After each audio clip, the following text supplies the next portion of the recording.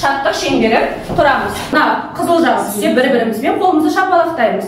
Көк жағы түссе бір-бірімізбен қолымызды алып амандасамыз. Ал егерде жүрек жағы түсетін болса бір-бірімізбен не істейміз? Құшақтасамыз, дұрыс айтасыңдар. Ал егерде мына жұдырық түсетін болса бір-бірімізбен жұдырық арқылы амандасатын боламыз, иә?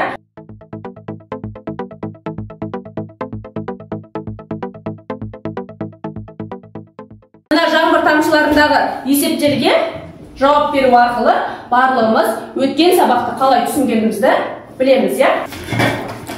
90 қосылған 10 болады 100. 60 қоса 60 100. 120, дұрыс айтасыңдар. 70-тен алам 40-тен болады 30 болады 90. 20 қосу 20 10 болады 40. Дұрыс. Біз жыл мезгілдерін және айларды, апта күндерін барлығымыз білетін боламыз. Енді балалар, барлықтары мен сендерді 4 топқа бөлдім. Бірінші топ қандай топ болып тұр? Қыс мезгілі болып тұр. Ал бізде екінші топ қандай топ? Күз мезгілі. Ал үшінші топ қай мезгіл? Жаз мезгілі. Ал төртінші топ қай мезгіл? Көктем мезгілі болып тұр. Жақсы балалар.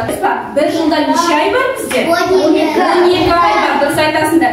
Енді барлығымыз 12 айды рет-ретімен айтамыз. Қаңтар, ақпан, наурыз, сәуір, мамыр, маусым, шілде, тамыз, қыркүйек, қазан, қараша, желтоқсан. Ал күз мезгілі сендерде қандай мейрамдар болады?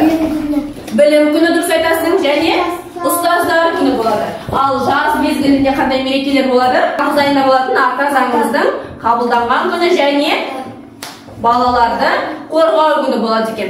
Ал көктем мезгілінде қандай мейрамдар болады? Наурыз мейрамы және аналар мейрамы болады. Мына жерде балмұздақтарды құрауымыз керек, иә балалар? Келесі есепті оқи қой. 30 қосу 70 тең болады 100. Өте тамаша балалар.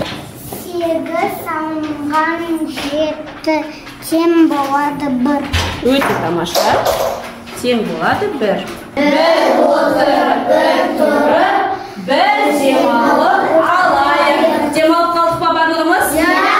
Жерде 4 мезгіл бізде жабыстырылып тұр, иә, тақтада. Күз мезгілі, қыс мезгілі, көктем мезгілі, жаз мезгілі, иә. Мына конверттің ішінде бізде 12 мезгіл жатыр. Айларыңды тауып, мезгілдерге келіп жабыстырасыңдар. Бізде бірінші тапсырмада қаңтар жылдың 1-ші айы. Реті бойынша номерлерді жазды. Енді соны мына жердегі домалақтың ішіне әр айдың өзінің цифрасы болады, соны жазамыз. Қаңтар бізде 1-ші ай. Қазір тапсырманы түсіндірем. Бұл бізде топтық тапсырма, иә? Менің қолымда конверт. Конверттің ішінде бізде суреттер бар. Бұл суреттердің ішінде бізде мезгілге қатысы жоқ бір сурет бар. Ол суретті жабыстырмаймыз, ал өзіміздің айларымызға қатысты суреттерді мына берілген ақ параққа жабыстырамыз. Бізде қыс мезгіліне жаңа жыл, яғни жаңа жылдық шырша қатысты, иә? Аяз ата қатысты қыс мезгіліне. Мына ақ қаламыз қатысты. Ал мына жерде балалар шамамен ойнап жүрген ол қыс мезгіліне қатысты, иә? Сұрақ белгісі ол қыс мезгіліне қатысы жоқ, иә? Жақсы, отыра қойыңдар. Енді көктем мезгілі. Көктем мезгілінде бізде не істейді? Қарлар ериді, және де ағаштарымыз не істейді? Гүлдейді. Ал мына артық сурет бізге шана керек емес. Дұрыс айтасыңдар, отыра қойыңдар. Енді осыны бізде рет-ретімен тақтаға ілуіміз керек. 4 топтан бір-бір оқушыдан шығады.